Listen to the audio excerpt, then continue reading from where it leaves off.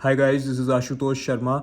ये video specially mains exam के descriptive section के लिए है। चाहे आप SBI PO मेंस की तैयारी कर रहे हो या फिर IBPS PO मेंस की। डिस्क्रिप्टिव राइटिंग सेक्शन दोनों ही एग्ज़ाम्स में सेम है। ये बहुत ज़्यादा इंपॉर्टेंट है। अगर आप बाकी सारे सेक्शंस में बहुत अच्छे मार्क्स भी स्कोर कर लो, फिर भी अगर आप डिस्क्रिप्टिव राइटिंग सेक्शन में फेल हो गए तो फिर आप मेंस क्वालिफाई नहीं कर पाओगे। इसीलिए इस सेक्शन को बिल्कुल भी इग्नोर नहीं करना है। ये जो आपके आंसर्स होते हैं लेटर और ऐसे राइटिंग के, ये एक कंप्यूटर सॉफ्टवेयर चेक करता है जो आप एग्ज़ाम में करके आते हो। इसलिए इसमें बिल्कुल भी मिस्टेक्स नहीं करनी है। जो भी इंपॉर्टेंट चीज़ें हैं जिन्हें ध्यान में रखना है वो सब मैं इस वीडियो में कवर करूँगा। वो सारी टिप्स आपको बताऊँगा और वो सारी मिस्टेक्स बताऊँगा जो बच्चे करते हैं जिस वजह से वो डिस्क्रिप्टिव में फ़ेल हो जाते हैं। तो ये वीडियो जो है ये पार्ट 1 होने वाला है इस सीरीज़ का। इसमें हम लोग लेटर राइटिंग के बारे में बात करेंगे। जो पार्ट 2 होगा उसमें हम ऐसे राइटिंग की बात करेंगे। तो यस, जैसे कि आप लोगों ने रिक्वेस्ट किया था, इस वीडियो में मैं आपको एक लेटर का एग्जाम्पल खुद ही सॉल्व करके दिखाऊंगा पूरा का पूरा कि कैसे आपको लेटर टाइप करना है। सबसे पहले बात करते हैं कि लेटर राइटिंग में हमारी वर्ड लिमिट क्या होती है। जो वर्ड लिमिट है एग्ज़ाम की वो है 150 वर्ड्स, यानी कि 150 वर्ड्स मैक्सिमम वर्ड लिमिट है। इसमें आपको अपना लेटर टाइप कर लेना है। अगर आप वर्ड लिमिट को एक्सीड कर जाओगे, यानी कि 150 की जगह अगर आपका 151 हो गया, तो फिर आपके मार्क्स डिडक्ट होने शुरू हो जाते हैं। इसीलिए आपको इंश्योर करना है कि आपका लेटर 150 वर्ड्स के अंदर अंदर हो जाए, अराउंड 140 से 150 के बीच में। इसी के साथ जो टोटल टाइम लिमिट है डिस्क्रिप्टिव सेक्शन की, वो भी मैं आपको बता देता हूँ। जो डिस्क्रिप्टिव सेक्शन की टोटल टाइम लिमिट है वो होती है 30 मिनट्स। यानी कि जैसे ही आपके बाकी सारे सेक्शन कंप्लीट होते हैं, इमीडिएटली आपका डिस्क्रिप्टिव राइटिंग का सेक्शन शुरू हो जाता है। उसमें आपको 30 मिनट मिलते हैं। 30 मिनट के इस कंपोजिट टाइम में आपको लेटर और ऐसे दोनों करना है। तो आपको लेटर को कितना टाइम देना है? आपको 10 मिनट में लेटर आपका ईजिली कंप्लीट हो जाएगा। अगर जैसे मैं आपको अभी सॉल्व करके दिखा रहा हूँ कि कैसे इसको सॉल्व करना है, 10 मिनट से भी कम टाइम लगेंगे आपको। आपको लेटर राइटिंग में 3 क्वेश्चन गिवन होंगे, 2 या 3 क्वेश्चन होंगे यूजुअली। उसमें से आपको किसी एक टॉपिक पे लेटर लिखना है। तो मैं आपको सजेस्ट करूँगा कि आप लोग बैंक से रिलेटेड जो भी लेटर हो उसको सिलेक्ट कीजिए, क्योंकि वो काफ़ी ज़्यादा ईजी भी होता है, वो काफ़ी क्विकली सॉल्व हो जाता है एंड उससे आपको प्लस पॉइंट्स मिलते हैं क्योंकि आप बैंक एग्जाम में बैठ रहे हो। जो क्वेश्चन है वो मैंने अभी यहाँ पे लिखा हुआ है स्क्रीन पे। I hope you all can see that. So the question is, your debit card has expired. Write a letter to the manager of your bank requesting him to reissue you a debit card. यानी कि आपका जो ATM card है वो expire हो गया है, जो यूजुअली एक प्रॉब्लम रहती है। तो आपको अपने मैनेजर, जो बैंक का आपका ब्रांच मैनेजर है, उसको आपको एक लेटर लिखना है कि आपको वो एक नया डेबिट कार्ड इशू कर दे। अब इसमें सारी इन्फॉर्मेशन हमें गिवन है। लेटर का क्या फॉर्मेट रखना है, कैसे सॉल्व करना है, वो मैं आपको दिखा रहा हूँ। अब मैं आपको इसका आंसर दे रहा हूँ। सबसे पहले आप लिखोगे अपने खुद का एड्रेस। तो आप ऑलरेडी एक एड्रेस याद कर लो। मैंने जैसे एक एड्रेस याद कर लिया था, 112B Paschim Vihar, civil lines, new Delhi. अब आपको ये इंश्योर करना है कि आप कहीं पे भी एक्स्ट्रा स्पेसेस ना दें एग्जाम में, वरना इसके मार्क्स कट हो जाएंगे। एक बार आपने अपना एड्रेस लिख लिया, इसको आप याद कर लीजिए। ऐसा ही एक एड्रेस आप अपने लिए बना लीजिए। चाहे कोई भी क्वेश्चन आए लेटर का, आपको बस यही एड्रेस याद होना चाहिए। आप तुरंत इसको टाइप कर दोगे ताकि आप वेस्ट ना करें अपना टाइम लेटर का। जब आप लेटर सॉल्व कर रहे हैं तो आप अपना एड्रेस डिसाइड करें कि क्या एड्रेस मुझे लिखना है। आप एक एड्रेस बना लीजिए, वो फेक होना चाहिए, आपका ओरिजिनल एड्रेस नहीं होना चाहिए, एंड वो आप लिखिएगा। उसके बाद आपको 1 लाइन की स्पेस देनी होती है। यूजुअली एग्ज़ाम में क्या होता है कि ये वाला बटन काम नहीं करता है, बस हम लोग बस नेक्स्ट लाइन में ही जा पाते हैं। स्पेस देने का ऑप्शन कभी कभार नहीं होता, तो आप चिंता मत कीजिएगा, आप बिना स्पेस दिए नेक्स्ट लाइन से अपनी डेट डाल दीजिएगा। अभी मैं आपको स्पेस दे के बता दे रहा हूँ। अब आपका एग्ज़ाम अगर IBPS PO मेंस का है तो वो होने वाला है 5 नवंबर को। तो आप डेट डाल देंगे 05 नवंबर 2023। ये एग्जैक्ट डेट का फॉर्मेट आपको एग्जाम में यूज़ करना है। कोई ऐसे नहीं लिखेगा कि 05.11.23। That is not the correct way to write a letter. This is the correct way to write the date in a letter. और याद रखिए, इंश्योर करिए कि ये एक फॉर्मल लेटर है, तो पूरी आपकी लैंग्वेज इसमें फॉर्मल होने वाली है। अब उसके बाद आप रिसीवर का एड्रेस या फिर उसकी डेजिग्नेशन लिखते हैं। तो अब हम बैंक में मैनेजर को लिख रहे हैं, तो लिख देंगे हम the branch manager.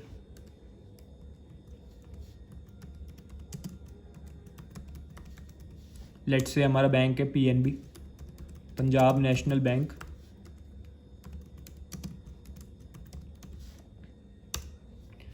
Then will write its address, Janakpuri,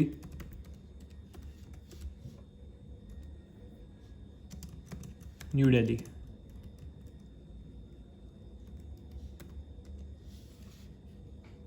अब यूजुअली स्टूडेंट्स क्या मिस्टेक करते हैं, ये मैंने आपको दिखा दिया। वो लोग जनकपुरी लिख के कॉमा लगा के न्यू दिल्ली लिख देते हैं, बट आपको ऐसा नहीं करना है। ये आपका जो एड्रेस है उसमें कोई कॉमा नहीं आएगा, जनकपुरी लिख के न्यू दिल्ली हमेशा नीचे आएगा। या फिर आप इसको थोड़ा और अच्छा बनाने के लिए जनकपुरी वेस्ट या फिर ईस्ट भी लिख सकते हो, ताकि आपका एड्रेस थोड़ा और कंप्लीट लगे। इंपॉर्टेंट बात यह है कि आपको ये सब चीज़ें याद होनी चाहिए। एग्जाम में आपको सोचना नहीं है बिल्कुल भी एड्रेस क्या लिखना है। एड्रेस आपको पहले से याद करके जाएंगे आप एग्जाम में कि हाँ हमें यही एड्रेस डालना है, ताकि क्विकली आप इस एड्रेस को डाल दो। अभी मैं स्लोली इसको टाइप कर रहा हूँ ताकि आपको एक्सप्लेन कर सकूँ। उसके बाद आपको सब्जेक्ट डालना होता है। उसके बाद आप डालेंगे सब्जेक्ट। हमें क्या करना है, हमें एक नया डेबिट कार्ड चाहिए, तो लिखेंगे रिक्वेस्ट। अब सीधे क्वेश्चन में से कॉपी कर देंगे उठा के, री issue a debit card. A word हम यहाँ पे इग्नोर कर सकते हैं, उसको हटा सकते हैं, री issue debit card. Full stop जरूर लगाएंगे यहाँ पे। उसके बाद हम नीचे जाएंगे, यहाँ पे सर लिखेंगे, कॉमा लगाएंगे सर के बाद। और कहीं भी कॉमा नहीं आएगा, पूरे एड्रेस में कहीं भी आपको कॉमा नहीं डालना है यहाँ पे, ठीक है। सब्जेक्ट के एंड में फुल स्टॉप डालना है, सर के बाद ज़रूर कॉमा डालना है आपको। यही सब छोटी छोटी चीज़ें, आपको मार्क्स आपके कट हो जाते हैं यहाँ पे। इसी वजह से बच्चे डिस्क्रिप्टिव में फ़ेल हो जाते हैं, लेटर राइटिंग में अच्छे मार्क्स नहीं स्कोर कर पाते। ये सब चीज़ें आपको याद रखनी है। सर के बाद अब ये पूरा का पूरा आपकी लैंग्वेज शुरू हो रही है, लेटर की मेन बॉडी। आपको बिल्कुल ही फॉर्मल वे में सब कुछ एड्रेस करना है। सबसे पहले हम इस लेटर की बॉडी को 3 पार्ट्स में डिवाइड करेंगे। 3 पैराग्राफ्स हम लिखेंगे। जो फर्स्ट पार्ट होगा उसमें हम बस इंट्रोडक्शन देंगे कि हम कौन हैं, ताकि लेटर को पढ़ के उसको आइडिया लग जाए ब्रांच मैनेजर को कि हम कौन हैं। अब बैंक में जाके आपकी क्या आइडेंटिफिकेशन होती है, आपकी आइडेंटिफिकेशन होती है आपके अकाउंट नंबर से। सिर्फ और सिर्फ आपका अकाउंट नंबर आपको आइडेंटिफाई करके देता है, इसलिए आपको सिर्फ और सिर्फ अपने अकाउंट नंबर के बारे में बात करनी है विद ड्यू रिस्पेक्ट, क्योंकि वो हमारा कोई फ्रेंड नहीं है, हमारा दोस्त नहीं है, ठीक है। वो एक ऑफिशियल है, हमें उससे ऑफिशियली एक फॉर्मल वे में एड्रेस करते हुए लिखना है। तो हम लिख रहे हैं with due respect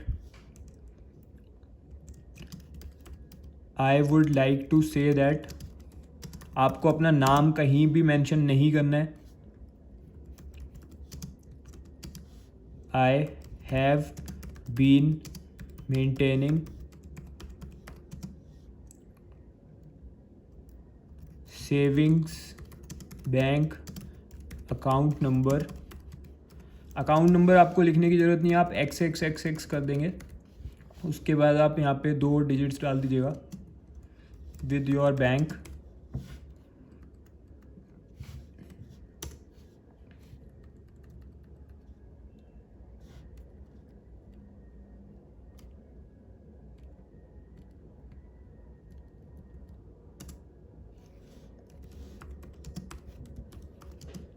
with your branch भी लिख सकते हैं आप चाहें तो, with your branch since the past 5 years और 6 years। इसमें आप, ठीक है, इसमें आप फर्स्ट लाइन में आप सिर्फ इंट्रोडक्शन दे रहे हैं कि I would like to say that I have been maintaining savings bank account number this XXX। Last के 2 डिजिट डाले, with your branch since the past 5 years। आप उसको एक आइडिया दे रहे हो कि आप हो कौन। और इसको आप, इस लाइन को आप याद कर सकते हो चाहो तो, चाहे कोई भी क्वेश्चन है बैंक का, ठीक है। मैंने भी इसको याद कर लिया था। चाहे कोई भी क्वेश्चन है बैंक का, आपका डेबिट कार्ड हो गया, आपको नई चेकबुक चाहिए, आपको लोन चाहिए, आपको एजुकेशन लोन चाहिए, या फिर आपको अपना अकाउंट बंद करना है, आपको ये लाइन ईजिली आप इसको कॉपी पेस्ट कर सकते हो, ठीक है। अगर आपको बिजनेस से रिलेटेड लोन चाहिए तो फिर एक्चुअली यहाँ पे सेविंग्स बैंक अकाउंट की आप करेंट अकाउंट कर सकते हो इसको। बट बाकी ये लाइन सेम रहेगी, इसको याद कर लो ताकि दिमाग में बिल्कुल भी वहाँ पे जोर ना डालना पड़े एग्जाम के टाइम पे। जब आप डिस्क्रिप्टिव सेक्शन का पेपर दे रहे होगे तो आप इजीली इस लाइन को कॉपी पेस्ट कर दीजिएगा बस जाके, कुछ नहीं करना है। अभी तक आपने देखिए एड्रेस आपको याद था, ये याद करके गए थे। डेट हमें पता थी हमारा एग्जाम कौन सी डेट को होने वाला है, वो हमें याद थी। जिसको एड्रेस हमें लिखना था वो हमें याद है। सब्जेक्ट हमने चेंज कर दिया, क्वेश्चन से कॉपी पेस्ट करा बस। सर हमें पता था यहाँ कॉमा लगना है। उसके बाद फर्स्ट लाइन हमने पहले से याद करके गए थे। बैंक के अगर बैंक वाला आप क्वेश्चन चूज़ करोगे वो आपके लिए सबसे ईजी रहने वाला है। देखिए इसमें फर्स्ट लाइन पे आपको सिर्फ और सिर्फ कॉपी पेस्ट करनी थी। ये बस हो गया हमारा फर्स्ट पैरा। अब सेकंड पैरा में हमें सिर्फ और सिर्फ अपनी प्रॉब्लम बतानी है, ठीक है, और वो कैसे सॉल्व होगी। तो अब हमें बताना है I would like to bring to your notice that my debit card, क्योंकि हमें 150 वर्ड्स कंप्लीट करने हैं इसलिए आप डेबिट थोड़ी और डिटेल्स डालेंगे अपनी तरफ से अपना इमेजिनेशन यूज़ करके। So my debit card bearing card number, इसमें हम बता दे रहे हैं कि हमारे डेबिट कार्ड का जो कार्ड नंबर है वो समथिंग समथिंग है। तो अब इसमें डाल देंगे ऐसे 2346, ठीक है, 12 डिजिट का हमारा 16 डिजिट का हमारा कार्ड नंबर हो गया। हैज़ एक्सपायर्ड, डेट भी बता देंगे ऑन। अब जो आप डेट डालोगे यहाँ पे, ठीक है, यहाँ पे जो आप डेट डालोगे वो वैसे नहीं डालोगे जैसे आपने लेटर के यहाँ पे डेट डाली थी। इस फॉर्मेट में नहीं डलेगी डेट, इसमें आप डेट डालोगे जैसे date date month month year year format होता है। 29/0/10 क्योंकि अभी नवंबर मंथ में हम लिख रहे हैं उसे 2023, तो अक्टूबर में एक्सपायर हुआ है हमारा कार्ड, ठीक है। कोई भी ग्रामेटिकल मिस्टेक नहीं करनी है, आप जल्दी से रीड करते हुए चलेंगे, देखेंगे कोई वर्ड हमने सेंटेंस, जैसे ही आप एक सेंटेंस फिनिश करो आप चेक करोगे आपने कोई वर्ड गलत तो नहीं लिखा है, ठीक है। I would like to bring to your notice that my debit card bearing card number has expired on 29/10/2023। मेरा कार्ड अक्टूबर में एक्सपायर हुआ है, मैं नवंबर में उसे बता रहा हूँ। एग्जैक्टली हमने सही लिखा है बिल्कुल, कोई भी ग्रामेटिकल मिस्टेक अभी तक हमने नहीं करी है। अगर आपको लगता है कि मैंने कोई कर दी है अभी तक ग्रामेटिकल मिस्टेक तो आप कमेंट में मुझे बता दीजिएगा, ठीक है, और आप उसको रिपीट मत कीजिएगा अपने एग्जाम में। सो हमने बता दिया कि हमारा डेबिट कार्ड एक्सपायर हो चुका है। तो अब हम लिख देंगे therefore I request you to kindly